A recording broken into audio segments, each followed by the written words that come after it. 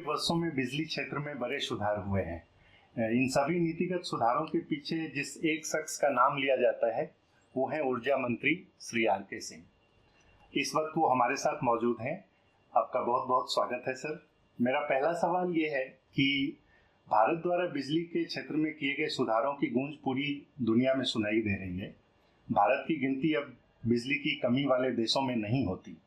देखा जाए तो सुधार की दिशा में यह बेहद अहम पड़ाव है। हम आपसे जानना चाहेंगे कि यह सब कैसे संभव हुआ और आपके मंत्रालय ने आगे क्या लक्ष्य निर्धारित किए हैं। कोई चीज संभव करना डिटर्मिनेशन पर होता है, इच्छा शक्ति पर होती है। तो हम लोग की सरकार में, प्रधानमंत्री मोदी जी की सरकार में वो इच्छा शक्ति है और इसीलिए ये संभव हुआ। जिस समय की यह सरकार आई उस समय सोचिए आप 2014 में सरकार आई, प्रधानमंत्री मोदी जी की सरकार, हम लोग आए और उस समय देश के हजारों गांव ऐसे थे जहां के लोगों ने बिजली नहीं देखा था। लाखों मजरे टोले ऐसे थे जहां के लोगों ने बिजली नहीं देखा। करोड़ों घर ऐसे थे जहां के लोगों ने बिजली नहीं देखा।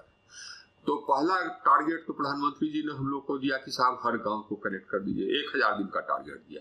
हम लोगों ने उसको 987 दिन में कर दिया। जो टारगेट डेट था उसे 13 दिन पहले हमने कर दिया, हर गाँव और हर मजरा। उसके बाद फिर हम लोगों ने तय किया, सरकार ने तय किया कि हर घर को कनेक्ट कर दिया। तो हमने कर दिया। करीब 2,90,00,000 घरों को हमने विद्युत से कनेक्ट कर दिया। हमने हर राज्य से सर्टिफिकेट लिखा के लिया 2 बार कि आपके यहाँ कोई ऐसा घर नहीं है जिसको कि बिजली का कनेक्शन नहीं है, ये सर्टिफिकेट दिए। उस समय जिस समय की योजना हमने प्रारंभ किया उस समय का हमने सर्टिफिकेट लिया कि हर घर कनेक्टेड हो गया। ये इंटरनेशनल एनर्जी एजेंसी ने कहा, उसके बारे में निकाला पब्लिकेशन कि साहब देखिए इतना बड़ा ये बिजली विद्युत कनेक्शन देने का प्रोग्राम, एनर्जी एक्सेस का प्रोग्राम दुनिया में बिजली के क्षेत्र में कभी नहीं हुआ इतनी जल्दी। ये 2,90,00,000 घरों को हम लोगों ने 19 महीना में कनेक्ट किया। 19 महीना में एक तो ये कर दिया हमने, बिजली हमने कनेक्शन हर जगह पहुंचा दी, 100% एक्सेस। अभी भी हमारा कहना है कि उस समय अगर कोई घर था जबकि हमने योजना शुरू किया, घर तो बनते ही रहते, लेकिन उस समय जो घर थे नहीं कनेक्ट, अगर अभी भी बात अभी भी कर दिए, पैसा हमसे ले लीजिए, एकदम गारंटी। दूसरा था बिजली की उपलब्ध। अभी आप ये सोचिए कि हम लोग के देश में आजादी के 68 साल बाद भी एकदम घंटों घंटों तक ये लोड शेडिंग होता था, बिजली गुल। लोग इसे आदी हो गए थे। जगह जगह जनरेटर, आप चले जाइए खान मार्केट, जनरेटर, फलाना जगह जनरेटर के धुआं से ये आंख में पानी। हमने बंद कर दिया, आज आपको जनरेटर नजर नहीं आएगा। ये हम लोगों ने क्या किया कि करीब 1,80,000 मेगावाट हमने उत्पादन क्षमता जोड़ी है, विद्युत उत्पादन क्षमता। आज हमारी विद्युत उत्पादन क्षमता हो गई 4,21,000 मेगावाट, जबकि हमारा मैक्सिमम डिमांड है 2,23,000 मेगावाट। हम अब बिजली एक्सपोर्ट करते हैं, बांग्लादेश को, नेपाल को बिजली एक्सपोर्ट करते हैं, श्रीलंका को भी करेंगे, अब कनेक्शन हो रहा है। ये हमने स्थिति ला दी। और ये बिजली सिर्फ पैदा करना नहीं था, उसको पहुंचाना था। इसके लिए हमने ट्रांसमिशन लाइंस का जाल बिछाया। पूरे देश को हमने एक ग्रिड से जोड़ दिया, पूरे देश को, 1 कंट्री 1 ग्रिड। और करीब 1,90,000 सर्किट लाइन बिछाए होंगे। अब हम देश के एक कोना से दूसरे कोना तक 1,20,000 मेगावाट हम ट्रांसफर कर सकते हैं। ये स्थिति हमने कर दिया। तो अब कहीं पर बिजली की कमी होने का सवाल नहीं। अब था क्या कि राज्यों में जो वितरण व्यवस्था थी वो चरमराई हुई थी।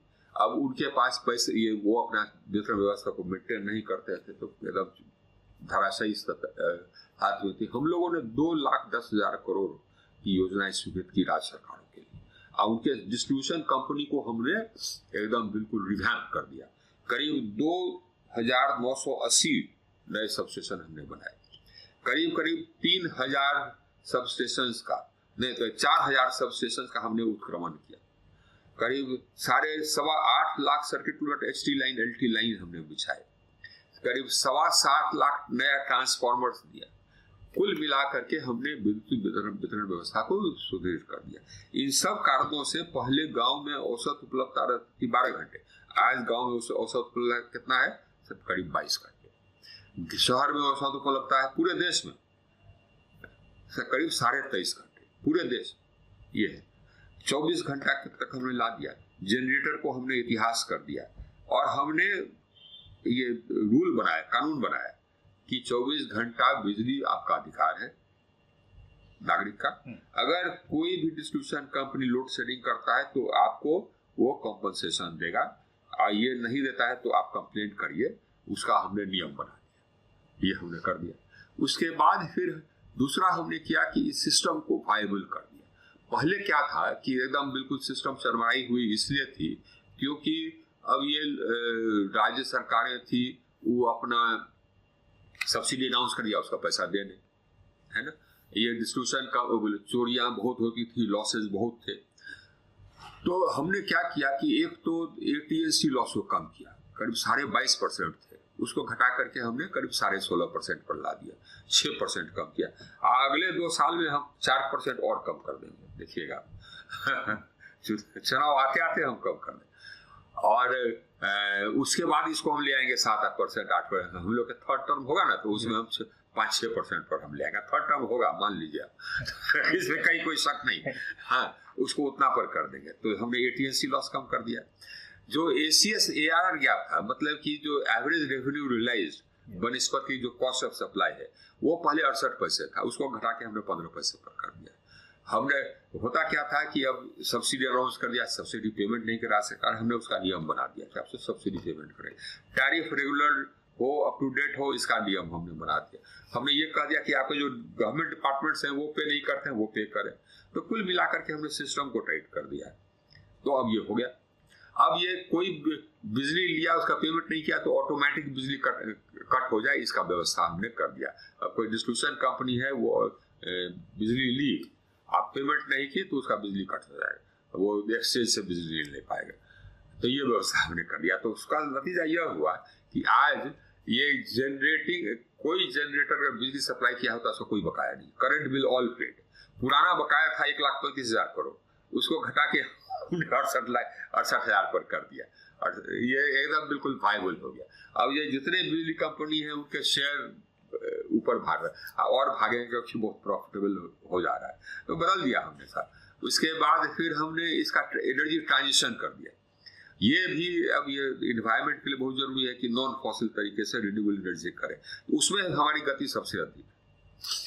और दूसरा है सर ये है कि कुछ राज्य अपने उपभोक्ताओं को फ्री बिजली दे रहे हैं, हाँ। जो मध्यम और उच्च वर्ग के लोगों के लिए भी है। तो आपको लगता है कि ये सिस्टम चल पाएगा? नहीं साहब, ये सब सिर्फ पॉलिटिक्स कर रहा है। जहाँ तक कि बिजली विभाग का सवाल है, हमारा सवाल, उसमें तो हमने व्यवस्था कर दिया। ये लोग करते क्या थे कि अनाउंस कर दिया कि फ्री बिजली, तो उसका पैसा, बिजली तो फ्री है नहीं, कोयला में पैसा लगता है। जो काम करता है बिजली बनाने के, ये तो पावर प्लांट में उसको वेतन देना है, बिजली फ्री कहाँ से हो जाएगी? ट्रांसमिशन सिस्टम का पैसा लगता है, किसी को तो पे करना होगा। अगर आप चाहते हैं कि उपभोक्ता भुगतान नहीं करे, आप भुगतान कर दीजिए, आप अपने पॉकेट से तो करिएगा नहीं, आप तो अपने बजट से कीजिएगा, तो उससे कर दीजिए। बजट मतलब कि टैक्स पेयर का पैसा, करदाता का पैसा, मतलब जनता की पैसा है, आप अपने पॉकेट से नहीं दे रहे। पहली बात ये समझना, जो अनाउंस करता है कि हम 300 यूनिट फ्री देंगे, वो अपने पॉकेट से थोड़े दे रहा है। वो कह रहा है फ्री देंगे, मतलब कि वो थोड़े अपने पॉकेट से पैसा दे रहा है। वो आप जो कर देते हैं, जो बजट का हिस्सा है, उसी से देता। अच्छा, उसमें भी क्या स्थिति है कि अब इनके पास पैसा नहीं है, तो क्या करते हैं कि ऋण लेकर के उसको देते हैं, ऋण लेके दे रहे हैं। तो अब जो आने वाली पीढ़ियां हैं, उस ऋण का भुगतान उनको करना पड़ेगा, ऋण का तो भुगतान करना होगा। तो अब ऋण के भुगतान में पैसा चला जाएगा, तो उसके बाद आगे वाले आने वाले समय में रोड को मेंटेन करने के लिए पैसा नहीं रहेगा राज्यों के पास, जो राज्य ऐसा कर रहे हैं।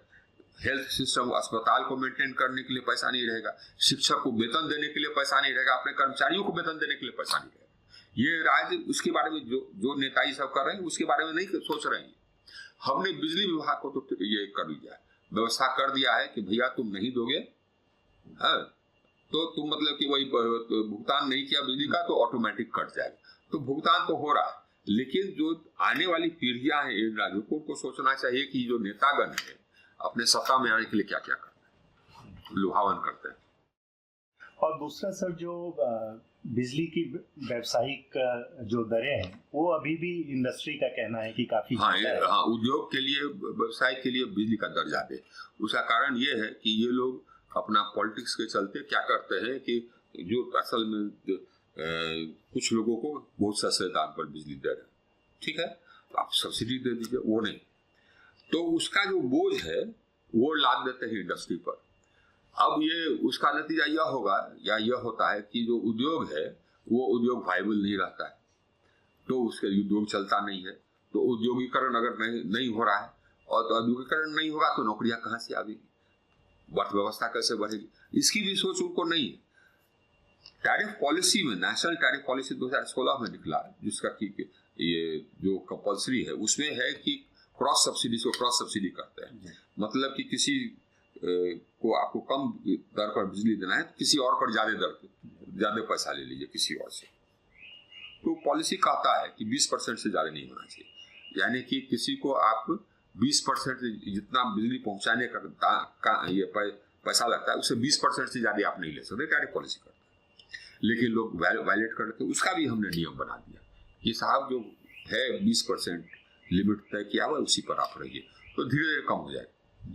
और जो रिन्यूएबल्स हैं उनका शेयर पूरे प्रोडक्शन में, जो एनर्जी प्रोडक्शन में है, वो लगभग 43% के आसपास है, और ऐसा टारगेट था कि 2030 तक ये 50% तक होगा। तो आपको, और अभी जो पेस चल रहा है रिन्यूएबल कैपेसिटी एडिशन का, तो उससे लग रहा है कि 2030 के काफी पहले ना हम बिल्कुल हासिल कर सकेंगे। पहला टारगेट हम लोगों ने तय किया कि 2030 तक हमारी विद्युत उत्पादन क्षमता का 40% होगा नॉन फॉसिल, यानी कि रिन्यूएबल्स से। नॉन फॉसिल मतलब जिससे कि कार्बन डाइऑक्साइड एमिशन नहीं होता है, सोलर है, विंड है, हाइड्रो है, न्यूक्लियर है, सबसे कार्बन डाइऑक्साइड एमिशन, कोई एमिशन नहीं होता है, तो उससे होगा 40%। तो ये लक्ष्य हमने हासिल कर लिया 9 साल पहले 2021 में। आज हमारी उत्पादन क्षमता का 43.43% नॉन फॉसिल है ऑलरेडी 2030 तक। अच्छा, उसके बाद फिर ग्लासगो में COP26 में हमने कहा कि 2030 तक हमारी उत्पादन क्षमता का 50% होगा नॉन फॉसिल। तो वो ऐसा उसको भी हम क्रॉस कर जाएंगे, जैसे आपने कहा एकदम 43.5% पर है। 88,000 मेगावाट अभी मेरा स्थापनाधीन है, 1,86,000 मेगावाट तो है, 88,000 मेगावाट स्थापनाधीन है। तो हम वो 50% का लक्ष्य बहुत पहले पार कर जाएंगे, बल्कि हमारा अनुमान है कि 2030 तक 65% हमारी उत्पादन क्षमता का रिन्यूएबल्स होगा। और दूसरा सर, जो लोकल मैन्युफैक्चरिंग है उस पर सरकार का काफी फोकस रहा है, तो जैसे जी सोलर मॉड्यूल निर्माण है या फिर बैटरी, उसमें भी हम काफी प्रगति की है। अब उसमें देखिए, ये अभी ऑलरेडी हमारा जो मेड इन इंडिया का कैपेसिटी है करीब 28,000 मेगावाट हो गया है मॉड्यूल्स का। ये विंड एनर्जी में तो जो भी इक्विपमेंट है हम यहाँ बनाते हैं, एक्सपोर्ट भी करते हैं। अब ये मॉड्यूल सोलर में भी यही हाल हो जाएगा। हमारा अभी निर्माणाधीन दो PLI लाए हम, तो उसके अंतर्गत करीब 48,000 मेगावाट का ऑर्डर क्षमता लगने वाला है। कुल मिला करके हमको बाय 2030 तक हमको लगता है कि करीब 1 लाख मेगावाट का हमारा उत्पादन क्षमता हो जाएगा। तो हमारी आवश्यकता की पूर्ति होगी और हम एक्सपोर्ट भी करेंगे। इस गति ये हमारा ऑन ट्रैक है। PLI में सक्सेसफुल रहा तो यहीं पर मेड इन इंडिया होगा करते हुए ये 28,000 के अलावे 48,000 होगा, जो कि cells and modules, polysilicon cells and modules बनेगा। 24,000 मेगावाट का तो पॉलीसिलिकॉन से बनेगा, यानी कि एकदम रॉ मटेरियल से। और दूसरा सर, जो दक्षिण एशियाई देशों में इंटरकनेक्टेड पावर ग्रिड बनाने की योजना थी, वो एकदम गति है। श्रीलंका से हमारी बातचीत हो गई है इंटरकनेक्शन के लिए। बांग्लादेश हम ऑलरेडी कनेक्टेड है। सिंगापुर से बात हुई है इंटरकनेक्शन के लिए। UAE से बात हुई, यूनाइटेड अरब एमिरेट से बात हुई है, सऊदी अरेबिया से बात हुई है। ये सब लोग मोटा मोटी अब हम लोग ने तय कर लिया है इंटरकनेक्शन के लिए। अब उसका जो प्रक्रिया है वो प्रक्रिया चल रहा है, कैबिनेट अप्रूवल है। और वैश्विक ऊर्जा ट्रांजिशन की जो बात है उसमें G20 के लिए क्या योजना होनी चाहिए? हम लोगों ने देखिए, सभी ऊर्जा मंत्री जो G20 के हम लोग मिले थे गोवा में, तो हम लोगों ने तय किया 3-4 चीज। एक तो हम लोगों ने तय किया कि पहले तो एक्सेस, मतलब कि अभी भी हमने तो यूनिवर्सल एक्सेस कर दिया, अपने हर घर को कनेक्ट कर दिया। दुनिया में अभी भी करीब 731 मिलियन लोग हैं जिनको कि इलेक्ट्रिसिटी से एक्सेस नहीं, उनका एक्सेस होना चाहिए। दूसरा जो एनर्जी ट्रांजिशन है, एनर्जी ट्रांजिशन के लिए हम लोगों ने कहा सभी G20 कंट्रीज ने कि जो रिन्यूएबल एनर्जी को लगाने की गति है उसको बढ़ाया जाए। हम तो काफ़ी तेज गति से कर रहे हैं, लेकिन और देश भी और गति से करें। हम तो लीडर हैं, हमारे जितना तेज गति से शायद ही कोई देश कर रहा हो। तो ये तय हुआ। दूसरा तय हुआ कि एनर्जी ट्रांजिशन के लिए जो रिन्यूएबल्स की ओर जाना है, नॉन फॉसिल की ओर जाना है, उसके लिए जो डेवलपिंग देश है, इंडिया को तो जरूरत नहीं क्योंकि हमको तो इन्वेस्टमेंट मिल रहा है, ये जो क्षमता लगा है हमको इन्वेस्टमेंट आ जा रहा है। लेकिन दूसरे जो डेवलपिंग कंट्रीज हैं, विशेष तौर पर अफ्रीका में, उनको इन्वेस्टमेंट नहीं मिल रहा, तो उनको टेक्नोलॉजी उपलब्ध कराना चाहिए, उनको मदद करना चाहिए और फाइनेंस उपलब्ध करना चाहिए, ये तय किया। ग्रीन हाइड्रोजन के बारे में हम लोगों ने तय किया कि साहब ये देखिए एक ग्रीन हाइड्रोजन का स्टैंडर्ड्स हम लोग को बनाना चाहिए जो कि बस पूरा दुनिया के लिए एक स्टैंडर्ड हो, और जो ये ग्रीन हाइड्रोजन ट्रेड है फ्री एंड ओपन होना चाहिए। और एक अंतिम सवाल सर, कोल शॉर्टेज पे कई बार ऐसा लगता है कि कोल शॉर्टेज की वजह से पावर क्राइसिस देश में हो जाएगा। पिछले साल ऐसा लगा, ऐसा हुआ भी। हुआ तो नहीं, आप निकाल के देख लीजिए, लोड शेडिंग हमने कहीं नहीं होने दिया। हुआ क्या कि कोल का उत्पादन बढ़ा है, लेकिन हमारा जो डिमांड है पावर का उससे ज़्यादा तेजी से बढ़ा। तो प्रति महीने जितना हमको डोमेस्टिक कोल आता है, जितना हम इस्तेमाल करते हैं, उसमें गैप था करीब 3 से 4 मिलियन टन प्रति महीने पर मंथ, यानी कि उतना कम होता था। तो ये वर्षों से, ये दशकों से चला आ रहा है कि इंपोर्ट कुछ कोल कर करके उसको ब्लेंड करके इस्तेमाल करते थे। तो हम लोग ये कर रहे थे, लेकिन बीच में फिर लगा कि नहीं डोमेस्टिक कोल प्रोडक्शन हो रहा है, तो उसको हमने कहा कम करो।